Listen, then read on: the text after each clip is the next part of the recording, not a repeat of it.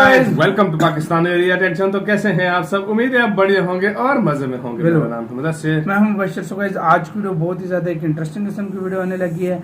तो वीडियो बहुत ही ज्यादा रिक्वेस्टेड भी है, तो वीडियो का मैं सीधा टाइटल पर आता हूं, वो है अब इंडिया की बारी, चीन की बर्बादी, India the next manufacturing hub. तो आज हम ये है वीडियो का टाइटल। तो काफी ज्यादा इंटरेस्टिंग वीडियो लग रही है, जिसमें इंडिया की बारी आ गई है और मतलब चाइना की बर्बादी। तो सीन क्या हुआ, पहले वीडियो देखेंगे, उसके बाद सही से पता लगेगा। ओरिजिनल वीडियो का लिंक मिल जाएगा डिस्क्रिप्शन में। ओरिजिनल क्रिएटर को सब्सक्राइब करना मत भूलिएगा, बहुत ही ये ऑसम किस्म की वीडियोस बनाती हैं। तो जल्दी से भाई देखते हैं मतलब क्या वीडियो कैसी होने लगी है। तो काउंट ऑन करते हैं 3, 2, 1 and start. Hello vloggers, this is Nikita and trust me, अब वो दिन दूर नहीं है कि जब इंडिया चाइना की जगह लेकर दुनिया का एक नया मैन्युफैक्चरिंग हब बनने वाला है। एंड नो, सिर्फ मैं नहीं कह रही बल्कि बहुत सारे एक्सपर्ट्स, क्योंकि अभी सबसे बड़ा मैन्युफैक्चरिंग हब कई सारे कंपनियां अपने मैन्युफैक्चरिंग यूनिट्स को चाइना से हटाकर इंडिया में शिफ्ट कर रहे हैं। एंड इसके पीछे का एक बड़ा कारण है ये। Trump labels China a currency manipulator as trade was escalates. Donald Trump ने सरेआम चाइना को करेंसी के मैनिपुलेशन के लिए एक्यूज करके सीधा उसके खिलाफ एक ट्रेड वॉर डिक्लेयर कर दिया, जिसकी वजह से भी कंपनीज चाइना से अपने यूनिट्स को हटाने लगी। अब इसके अलावा तो चाइना के चीटिंग के बहुत सारे मामले दुनिया के सामने आ रहे हैं, but wait a minute, exactly किस तरीके की चीटिंग कर रहा है चाइना? और चाइना के इतना ज्यादा चीटिंग करने के बावजूद भी आखिर क्यों चाइना दुनिया के 90% इलेक्ट्रॉनिक्स एक्सपोर्ट करता है? क्यों आज भी 36% माल, एचपी का 40.9% माल और बारहवीं का तो पूरा 100% माल चाइनीज ही है? आखिर क्यों माइक्रोसॉफ्ट और डेल जैसे बड़े बड़े कंपनियां आज तक चाइना पे डिपेंडेंट? सो वेल, आज के वीडियो में हम चाइना का ये मैन्युफैक्चरिंग हब बनने के पीछे का राज जानेंगे और ये भी जानेंगे कि क्या फ्यूचर में भारत चाइना को रिप्लेस करके दुनिया का नया मैन्युफैक्चरिंग हब बन पाएगा। Let's find out. So well, ये सब जानने के लिए सबसे पहले ये जानते हैं कि आखिर कैसे चाइना दुनिया का मैन्युफैक्चरिंग हब बना। सो वेल, इसकी सबसे बड़ी वजह है चीप लेबर। मतलब जहाँ पे एक अमेरिकन वर्कर को 1 घंटे के 750 से लेकर 1000 रुपीज मिलते हैं, वही एक चाइनीज वर्कर को 1 घंटे के सिर्फ और सिर्फ 235 रुपीज मिलते हैं। मतलब बात साफ है, चाइना में एक वर्कर के पीछे ये फॉरेन कंपनीज ऑलमोस्ट 500 से 800 रुपीज बचा सकते हैं। लेकिन चाइना में इतना चीप लेबर क्यों? वेल, उसका फर्स्ट रीजन है माइग्रेशन। दरअसल 1949 से पहले चाइना का ऑलमोस्ट 89% पॉपुलेशन रूरल एरियाज में रहता, लेकिन जैसे ही शहरों में इंडस्ट्रीज और फैक्ट्रीज बनने लगी तो लोग गाँव से माइग्रेट कर काम ढूंढने के लिए शहरों में आने लगे। और इसीलिए क्योंकि तभी एक साथ इतने ज्यादा लोग आ गए, इसीलिए तभी वर्कर्स की डिमांड कम और संख्या बहुत ज्यादा हो गई। तो अब ऐसे सिचुएशन में वर्कर्स मिनिमम पैसों में 16 घंटे काम करने के लिए भी राजी हो जाते हैं। अब दूसरा रीजन है चाइनीज पॉलिसीज। कई सारी चाइनीज फैक्ट्रीज ने अपनी पॉलिसीज कुछ इस तरह बनाई है कि वर्कर्स को पूरे साल काम करने के बाद उनको साल के आखिर में वो वर्कर्स को पगार देते थे। और ये किस रीजन है? ताकि वो साल के बीच में से आपको छोड़ के जाए ना। इसके अलावा अगर काम के बीच में कोई भी हादसा हो जाता है तो फैक्ट्रीज उस चीज के लिए कोई भी जिम्मेदारी लेते हैं और ना ही कोई कॉम्पेंसेशन देते हैं। ऑब्वियसली अनटिल एंड अनलेस उस वर्कर का कहीं पे हाथ पैर टूट के वो अपाहिज ना हो जाए तब। अब वैसे कहने को तो चाइनीज गवर्नमेंट ने वर्कर्स के लिए कई सारे रूल्स बनाए, जैसे चाइल्ड लेबर को बैन किया गया है, औरतों को मैटरनिटी लीव्स दिए गए हैं, पोल्यूशन को लेकर भी बहुत सारे रूल्स बनाए गए हैं। लेकिन बॉस, यहाँ बात आती है इम्प्लीमेंटेशन, एग्जीक्यूशन। इन रूल्स और लॉज को इम्प्लीमेंट नहीं किया जाता है और ना ही उन फैक्ट्रीज से या कंपनीज से इस बारे में कोई भी जवाब मांगा जाता है। अब इसका एक एग्जांपल है, पोल्यूशन को लेकर लॉज बनाने के बावजूद फैक्ट्रीज और रेगुलेशंस का ध्यान नहीं देते हैं, जिस वजह से चाइना में हर साल 16 लाख लोगों की पोल्यूशन से मौत हो जाती है। पर ऐसे में चाइनीज जनता को तो प्रॉब्लम है, लेकिन फॉरेन कंपनीज को फायदा है। ऑब्वियसली आप अगर एक कंपनी ओनर हो और आपको अपनी फॉरेन कंपनीज को फुल फायदा उधर मिला है, ना ही कॉम्पेंसेशन। इसके अलावा अगर आप कोई लॉ को तोड़ते हो या फिर रेगुलेशन को ब्रेक करते हो तो भी आपको चाइनीज गवर्नमेंट को कोई भी पैसा नहीं देना है, तो आपका तो फायदा हो रहा है ना। एंड फ्लॉनर्स, ये सब सिर्फ इसीलिए किया जा रहा है चाइना एक मैन्युफैक्चरिंग हब बने और बना रहे। पर एक मिनट, बात कुछ समझ में नहीं आई। इन फॉरेन कंपनीज को खुश करने के लिए चाइनीज गवर्नमेंट को खुद के लोगों को और अपने देश को इस तरीके से एक्सप्लॉइट करके चाइनीज गवर्नमेंट को क्या मिल रहा है? सो वेल, दरअसल मैन्युफैक्चरिंग से चाइना के जीडीपी को पूरे के पूरे 30% यानी 70 लाख करोड़ का प्रॉफिट होता है। अब ऑब्वियसली सरकार तो अपना जीडीपी बढ़ाने का ही देखेगी ना, क्योंकि सबसे बड़ा तो पैसा है। और इसीलिए चाइना के लॉज और रेगुलेशन के अलावा चाइना कुछ स्ट्रैटेजीज का भी इस्तेमाल करता है, जैसे कि चाइनीज बैंक स्ट्रैटेजी।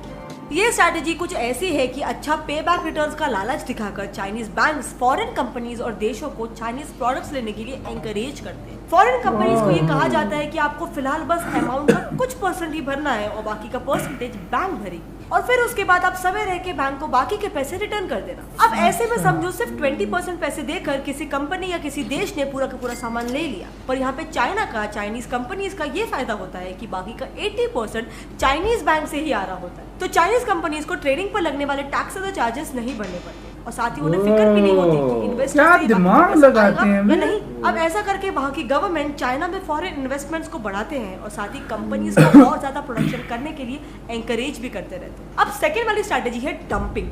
अब ये वाली स्ट्रैटेजी तो वाकई में चाइना का हुक्म का हिक्का है। मतलब डंपिंग में चाइना क्या करता है कि चाइना सस्ते में अपने देश में एक प्रोडक्ट को बना के उसको दूसरे देश में बहुत ही ज्यादा मात्रा में डंप करने लग जाता है। अब इससे होता ये है कि क्योंकि वो प्रोडक्ट बहुत ज्यादा मात्रा में डंप होने लगा है वहाँ के मार्केट में, तो वहाँ का जो लोकल प्रोडक्ट है वो उसका दाम महंगा हो जाएगा और चाइनीज प्रोडक्ट्स का दाम सस्ता हो जाएगा और इस वजह से चाइना बेसिकली उस कंट्री के लोकल बिजनेस को मार्केट से हटा देता है। पर कोई भी चीज फॉर एग्जांपल ईयरफोन्स, उसको बल्क में प्रोड्यूस करके उसने उस ईयरफोन्स को और सस्ते बना दिए, फिर उन ईयरफोन्स को बल्क में बना के किसी और देश में भेज दिया और उसका प्राइस लोकल कंपनी के ईयरफोन्स के हिसाब से कम कर देता है। और प्रोडक्ट्स का प्राइस को कम करना चाइना अफोर्ड कर सकता है बिकॉज चाइना में वो प्रोडक्ट्स बने हैं जिसकी क्वालिटी का भी कोई भरोसा नहीं है एंड दूसरी बात उसका मैन्युफैक्चरिंग कॉस्ट इन जनरल बहुत ही कम है। अब इससे होता यह है कि वहाँ की जो लोकल कंपनीज होती है वो बहुत ही ज्यादा घाटे में चली जाती है और उस पूरी इंडस्ट्री की मोनोपोली ही चली जाती है चाइना के हाथों। अब इसका एक बहुत ही बड़ा एग्जांपल है इंडिया के टॉय इंडस्ट्री का, जहाँ पे सिर्फ 10% टॉयज इंडियन टॉयज है और बाकी के 90% टॉयज मेड इन चाइना है। अब ऐसा चाइना सबके साथ करता है, जैसे कि यूके और ऑस्ट्रेलिया में चाइना स्टील डंप करता है, जिस वजह से अभी हाल ही में ऑस्ट्रेलिया चाइना में डंप स्टील पर भारी मात्रा में इम्पोर्ट टैक्सेस लगाने वाला है। लेकिन चाइना की स्मार्टनेस अभी यहाँ पे खत्म नहीं होती क्योंकि चाइना चीटिंग भी करता है। चाइना की cheating technique number 1, only exports no imports. Chinese laws के हिसाब से किसी भी फॉरेन कंपनी को चाइना में आने के लिए किसी भी लोकल चाइनीज पार्टनर्स के साथ टाई अप करना हो, ऐसे में बाय डिफॉल्ट उन कंपनीज की टेक्नोलॉजीज भी चाइना के पास आ जाती है। इसके अलावा अब चाइना में मैन्युफैक्चरिंग करने के लिए यूएस कंपनीज को अपना R&D research and development centre को चाइना में रिलोकेट करना होगा। सो अब चाइना खोलेगा अपना अगला पत्ता, उन्हीं कंपनी की टेक्नोलॉजी और रिसर्च को लेकर वो बनाएगा खुद का डुप्लीकेट माल। मजाक नहीं कर रही हूँ, जैसे कि माइक्रोसॉफ्ट विंडोज बन गया माइक्रोसॉफ्ट विंडोज, नाइकी बन गया नाइकी, और ये प्रोडक्ट भी इतने ज्यादा हूबहू बनते हैं ना कि कोई फर्क भी नहीं पहचानता। अब इन डुप्लीकेट माल के कारण तो सिंपल है के सामान को इंपोर्ट नहीं करना चाहता, यानी ओनली आवाम नो जाओ, ताकि बाहर की फॉरेन करेंसी अपने देश में आए पर इंपोर्ट करके अपना पैसा बाहर ना जाए। चाइना की cheating technique number 2, currency manipulation. जब अगस्त 29 में चाइना की करेंसी युआन की वैल्यू गिर के $1 यानी 6.69 युआन हो गई, तब ट्रम्प ने चाइना के साथ एक ट्रेड वॉर घोषित कर दिया था। ऐसा इसीलिए क्योंकि इंपोर्ट एक्सपोर्ट से युआन की वैल्यू डिसाइड करने के बजाय चाइना का सेंट्रल बैंक ही खुद युआन की वैल्यू को डिसाइड करता है। लेकिन ऐसा क्यों?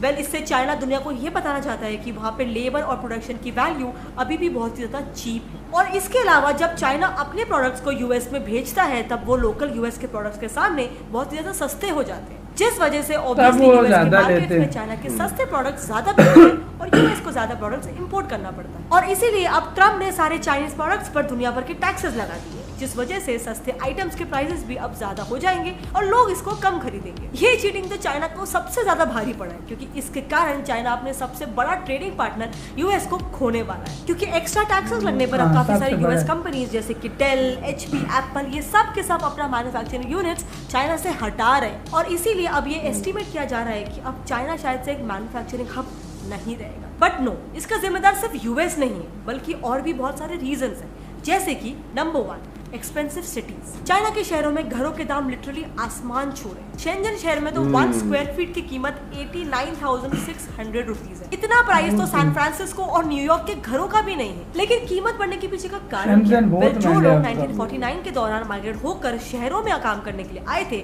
वो वहाँ पर अब परमानेंटली सेटल होने लगे हैं और ऐसे में अब रेंट पर रहने के लिए लेबर ज्यादा पगार की मांग कर रहे हैं। Number 2, Chinese youth. चाइना में एजुकेशन को बहुत ज्यादा इंपॉर्टेंस दिया जाता है और जैसे जैसे यंग चाइनीज लोग एजुकेट होते जा रहे हैं वो मजदूरी को छोड़कर दूसरे हाई पेइंग जॉब्स में सेटल हो रहे हैं। अब चाइना में लेबर्स की संख्या कम हो रही है और जो बचे हुए लेबर्स हैं कंपनीज को उन्हें ना चाहते हुए भी ज्यादा पगार देना पड़ रहा है और इस वजह से ऑब्वियसली फॉरेन कंपनीज को वापस से चाइना में मैन्युफैक्चरिंग करना महंगा पड़ रहा है। Third reason is machine. China दुनिया भर में अपने चीप लेबर के लिए ही जाना जाता है, तो अपने लेबर्स को पगार बढ़ाना उसके लिए प्रॉफिटेबल नहीं है। इसीलिए अब दिन ब दिन तो यहाँ से इंडिया को फायदा इंडायरेक्टली हो जाएगा।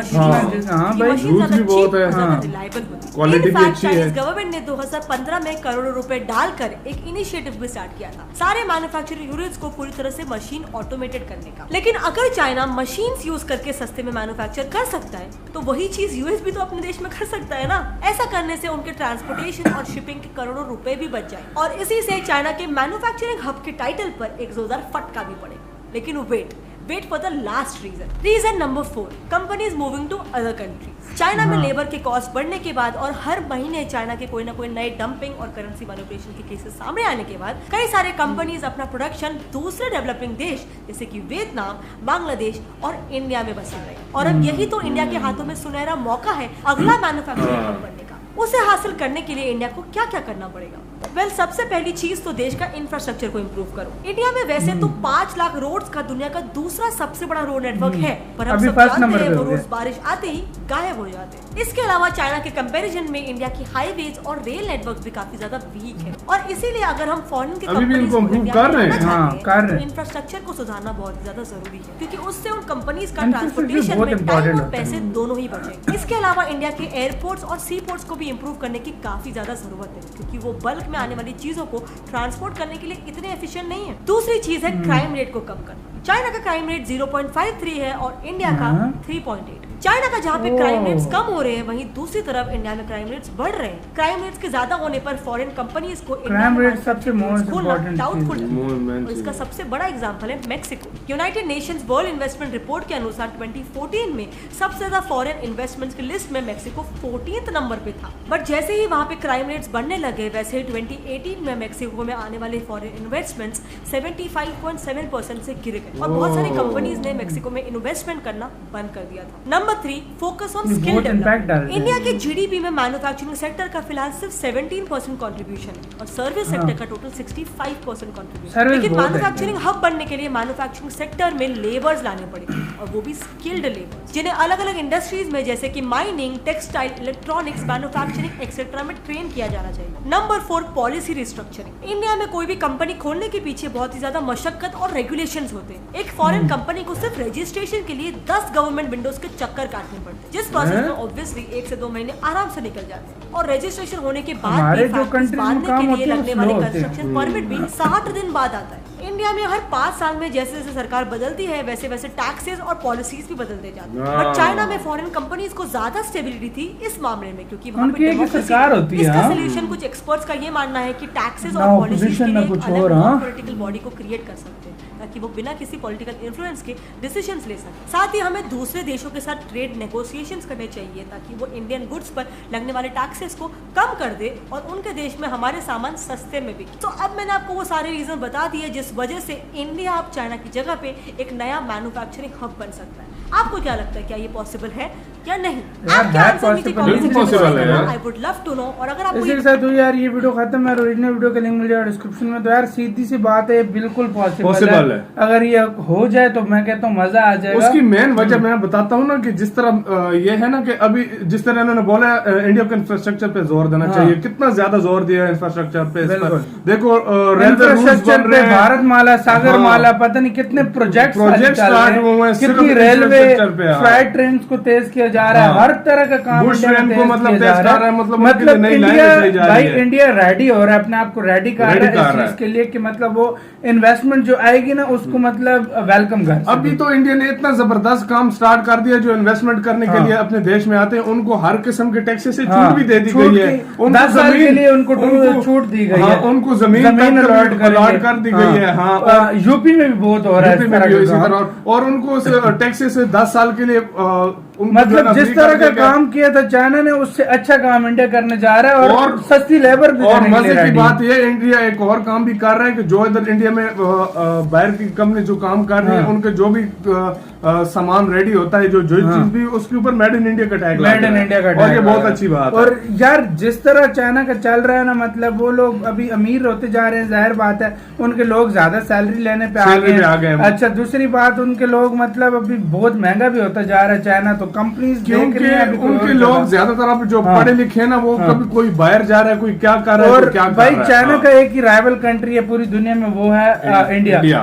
पॉपुलेशन वाइज हर तरह से, तो कंपनीज लाजमी इंडिया में और सबसे बड़ी बात यह है कि इस टाइम इंडिया पूरी दुनिया में सबसे ज्यादा यूथ इंडिया में है, ठीक है, और वो यूथ का बहुत बड़ा फायदा उठा सकता है इंडिया के पास सबसे बड़ी यूथ की पावर है। स्किल्स की जो बात इन्होंने की है कि स्किल्स की मतलब अभी तो गवर्नमेंट ने ऐसी पॉलिसीज बना दी गई है कि स्कूल वगैरह से आपको जो है ना ये चीजें बताना स्टार्ट कर दी गई है। अभी स्किल्स मतलब 6% जीडीपी का एजुकेशन पे जा रहा है, तो मतलब फुल गवर्नमेंट ध्यान दे रही है। और मैं कहता हूँ बहुत जल्दी कंपनीज इन्वेस्टमेंट बहुत ज्यादा आएगी और इंडिया भी उसी तरह तेजी से ग्रो करेगा बहुत तेजी से, क्योंकि चाइना की चालाकी अब पूरी दुनिया समझ गई है। इसी वजह से उनको जो सबसे बेस्ट प्लेस लगता है ना उनको इन्वेस्टमेंट करने के लिए, वो इंडिया लग रहा है इसमें। इसके अलावा उनकी नजर किसी और देश में जा ही नहीं रही है।